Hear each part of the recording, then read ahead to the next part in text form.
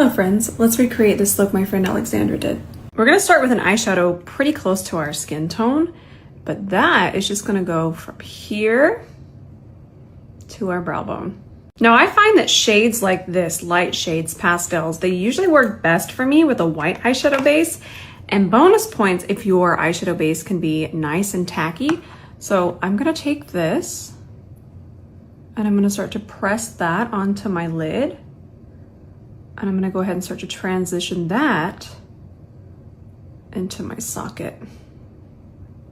And since we started with that shadow that's close to our skin tone, we kind of already have a built-in transition. I'm gonna take whatever is left on the white base and go ahead and tap that on my brow bone a little bit.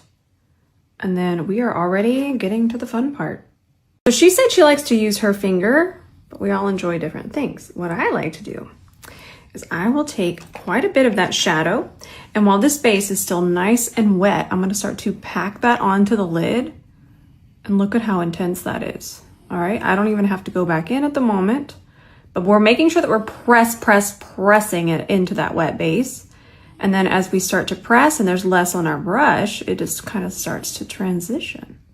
And then for cleanup, I just take my micellar water on a fluffy brush and I just kind of start to fluff this around. And it really helps to kind of melt the edges. We will melt in a little while with foundation. I'm gonna take that, make sure I don't have too much on there, but this is such a good first initial melt, especially if you don't wanna have a harsh edge. And I'm just kind of wiping off excess, not picking up more micellar water right now. Just gonna keep doing this and tapping to melt. And anytime I use a lighter shadow, you can just kind of go over them with the micellar water on the fluffy brush. Just run it through your lashes. That helps too. Sometimes when we have too much powder in our lashes or too much eyeshadow, I'm just gonna do mascara and not lashes today. So I don't wanna sabotage myself. A little dry is nice, but sometimes when they're extra coated, there could be clumping. So there is a little bit of depth around the lashes. I'm gonna take an eyeshadow base and essentially create my own liner. So I'm gonna take this on my E26, any eyeshadow base, as long as it's kind of clear-esque. I'm gonna make sure it's nice and even on the brush. And then I'm gonna pick up black and gray because it doesn't look like it's very, very stark black. And I'm just gonna start kind of pulling that and smudging it into the lash line. Oh, perfect. I'm gonna take this Urban Decay waterline pencil. This is the shade Legend. Yep, just double checking. I'm gonna do top, and then I'm gonna go ahead and do bottom lash line as well. And we're gonna leave this out because we're gonna have to come back to this to finish underneath here in a second. Before we move on to mascara, what I like to do, and it looks like this is what's going on in the picture as well, is instead of coming this way, it's kind of just a little bit of an extension right where the eye separates. And you just lightly feather it out this way. And that's just gonna add a little bit of depth to the mascara in a second. We still have some cleanup work to do, but this already looks so good to me. I'm gonna grab my Prada Beauty mascara. This is going to really lend itself to the tight line. I love this mascara so much. The bristles are just on one side, so it's basically like putting mascara on with a lash comb. Plus I have so much control. Wiggle and then bring that through. Oh yeah, we're getting there. So the green is really going to bring out redness. Okay, it's gonna make me look extra red. So I'm gonna use my typology corrector. And I'm using more than what I normally do when I wear it alone because it's gonna get covered.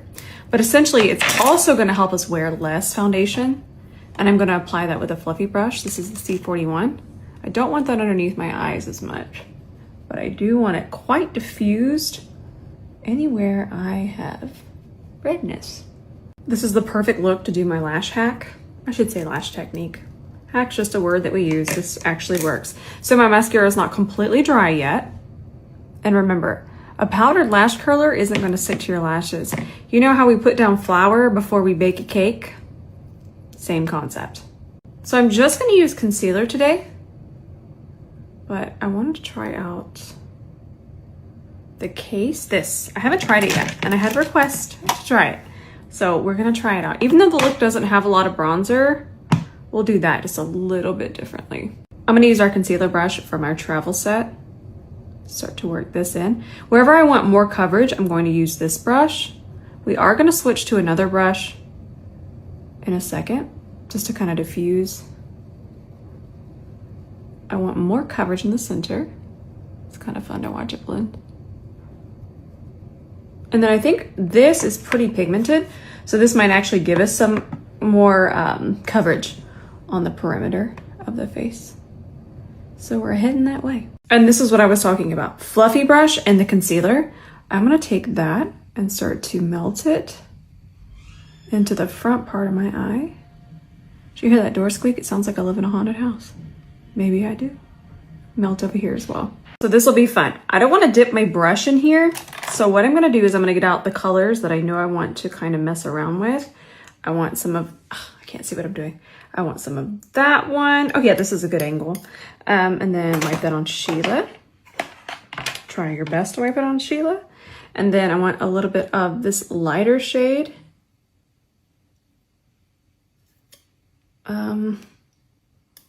And I'm assuming these are pretty pigmented. If I need to go back in, I'll just go back in. And then a little bit of this shade. Let's see where that takes us. This brush is also from the travel set. We're gonna go into that shade. Might not be dark enough. I put a little bit on the other side, but I didn't really check it out yet. I think it might be a little bit too light. I bought this in the winter. So, okay, we're gonna come back to that shade. Let's go into this shade now. I'm just gonna use it on the front of the brush. Oh, that's pretty. Oh yeah, that's good. I like that. Something to also keep in mind that I am gonna powder my face. So anytime powder gets involved, what we have on can dull down. It's not a bad thing. It's more of a taming thing. So if you've ever put something on and then you put your powder on and it kind of disappears, put on a little more than you normally would. I'm just gonna move up to this shade. I'm gonna grab enough for both sides. Let's see where this takes us. I think this might be where we want to be because I don't wanna get too contoury and then I don't wanna get too bronzy. So I think that's gonna head us in that direction. Yep, that looks pretty good because the picture, again, it's not too bronzed. In fact, I don't even think there's anything on the forehead. So really quickly, I do want to talk about the formulas. Let me double check what shade I did get in this. I can't remember. It just has these names on the back of it. So I believe this is the light palette and I would probably need to move down here. This is a hair too light still, but we're gonna just not worry about that. But the one thing I do want to mention is that I have some here I didn't use. It is a very wet emollient, not a bad thing. I just want to describe the formula to you. Emollient texture, and that can be a little bit more tricky to work with. It's not going to dry down. You're going to have to be very mindful of how much you're picking up and applying, and even setting it can be a little tricky, but then again, think about what it is. It's from a pro makeup artist. Setting it can be tricky because it's so wet. The way that it's going to absorb powder, it's going to change color. Remember how I mentioned that earlier? That's good, but sometimes if we're applying this color, see how warm this is? Or these two at the end, and then we powder these, it can really, really change the color if it's not thinned out and really smooth across the skin. So it's really about getting this formula super, super smooth across the skin. Remember our eyeliner brush? I'm gonna take a little bit, and I'm just gonna do one little dot right here. And also I want you to do this before you go ahead and powder, because we can fix a mess up so much easier right now, my friends. And I'm just taking my E26, which should be back very soon, and I'm smudging that into the lash line. And then I'm gonna go ahead and find the palette that I accidentally put away like a monster. Oh Lord, that's not what we want, is it? Maybe it is. Let me find my palette. I want the shadow for more depth, but I don't want fallout, just in case, because again, we could fix it, but if we don't have to, we're not going to. If you don't want fallout, take a little bit of your favorite eyeshadow base, preferably something that kind of locks 12-hour wear, something that has that in the name. I think e.l.f. has one. That one's from Sephora collection. Back into the black. And now we're just gonna make sure that we're really nice and smudged. And I bet you're wondering, hey Rose, why aren't we just using that pencil? Well, sometimes those pencils, they do their job, and their job is to completely dry down and set, but so is the eyeshadow primer. And what we want to do here is just make sure that we have more smudge time but we're still gonna be able to dry down and be locked in, especially once we set with powder. Then I'm gonna spray a little bit of this. I find that if I spray this, I'm loving this by the way, I went back to this one, but if I spray that and let it dry down, my powder goes on like absolute butter. Now this is dried down, but if you're not sure if something is dried down, take a fluffy brush and just press it into the skin, just a little bit. Okay, Givenchy pressed. Notice how I'm going on the edges of it? I do feel like that is important. That way we don't just wear down the middle. And then I'm gonna go ahead and start to set. Ooh, look at that. I'm even gonna set the edges here. That's gonna blur them even more. And then I just keep working this in. I think we might need a little bit of blush. I'm not sure how I feel about the cream case. Now I'm gonna go ahead and finish my under eye mascara. That looks like there's quite a bit of that. And I like that. One more tip to get very seamless edges and even a little bit more of a transition is to take your powder foundation and just kind of press that here. We're gonna press it here on the outer edge. Not too much, that's why we're using the fluffy brush, and then we'll go back underneath here as well. Just kind of go all around. For lips, we're doing a more cool toned lip liner. This is the shade On It from Maybelline. This is their lifter liners. I love these so much. Actually looks a little bit warmer with this eye makeup. There's just so much of a contrast. So I'm gonna take this blue lip liner from NYX before it sets and just really cool it down a little bit more. You can see that kind of happening before your eyes. Laura Mercier lipstick, Chantilly Lace. And this one is going to look more milky underneath the gloss I'm about to top it with. And this is one of my all-time favorite gloss formulas at the moment. This one's from 𝗕𝗏𝗂𝘀𝗏. I also like the applicator, minus the cat hair. Too much information. You get it if you have cats. Delightful. I forget how much I love mint eyeshadow. This is actually one of my favorite mint eyeshadows, and I know I've done a look with this before, but I had to recreate Alexandra's.